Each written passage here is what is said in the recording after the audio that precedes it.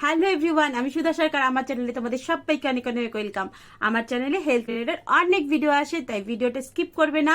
অনেক ইনফরমেটিভ হতে চলেছে, ফুল ভিডিওটা দেখবে। আজকের টপিক হলো রোজ হ্যান্ড প্লে, যেটা হাত দিয়ে করা হয়, সেটা কি ভালো কি খারাপ, মাসে কতদিন করা ভালো, করলে কি হয়, না করলে কি হয়। ভিডিওটাকে স্কিপ করবে না, অনেক ইনফরমেটিভ হতে চলেছে, ফুল ভিডিওটা ওয়াচ করবে। চলো শুরু করা যাক আসল টপিকে। আজকের টপিক হচ্ছে রোজ শুক্রাণু বা রোজ যে তোমাদের সিমেন্টটা আছে ওটা রিলিজ করা ভালো না খারাপ। অনেক ছেলে আছে যারা রোজ রিলিজ করে, আর তাদের মাথায় কিন্তু একটা টেনশন থাকে যে আমি যেই কাজটা করছি সেটা কি ভালো করছি, বা না করলেও তাদের হচ্ছে না, তাদের হয়তো ঘুম হচ্ছে না, টেনশন হচ্ছে, ইরিটেশন হচ্ছে, তাদের রোজ ঘুমের আগে করতেই হবে, কিন্তু তাদের মাথায় একটা টেনশন আছে, আমি কি ভালো করছি না খারাপ করছি, আমার তো এর পরে কোনো প্রবলেম হবে না। তো তাদেরকে বলি, রোজ করা কিছু কিছু ভালোও আছে, আবার কিছু কিছু খারাপও আছে।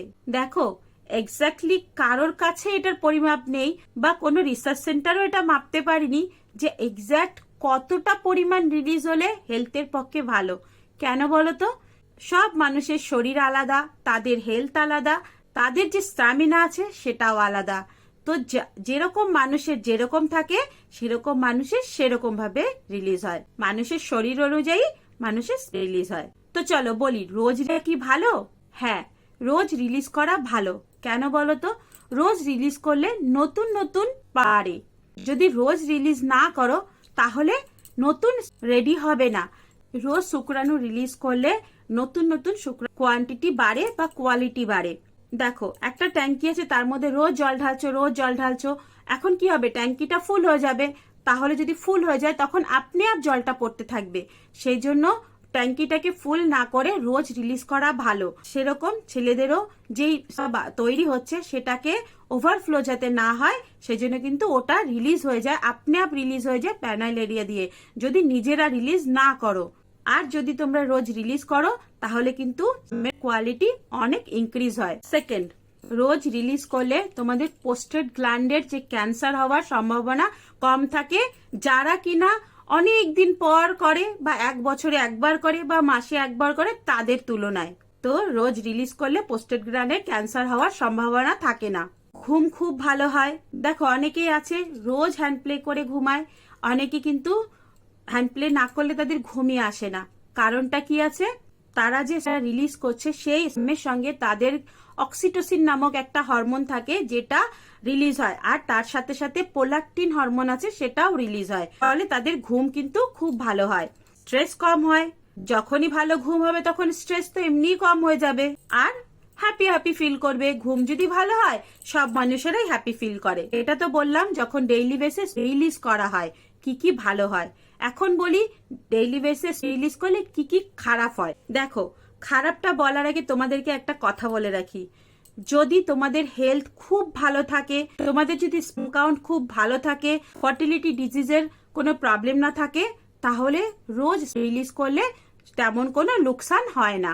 যদি তোমার প্রথম থেকে স্পার্ম কাউন্ট কম থাকে, আর যদি তুমি ভাবছো আমি প্রেগনেন্সির জন্য প্রিপেয়ার হব, বা আমি একটা বেবি নেব, তাহলে কিন্তু রিলিজ করবে না রোজ। ওই টাইমটাতে কিন্তু প্রবলেম হবে। কেন? কোয়ালিটি কিন্তু কম হয়ে যাবে। আর কোয়ালিটি কম থাকলে যদি তুমি ডেইলি বেসিস রিলিজ করো, তাহলে তো উইকনেস আসবে, শরীর দুর্বল হবে, শরীর ভালো লাগবে না, উইকনেস আসবে, এনার্জি লেভেল কম হয়ে যাবে, আর এগুলোর ফলে কিন্তু পুরোপুরিভাবে ফ্রেশ ফিল হবে না।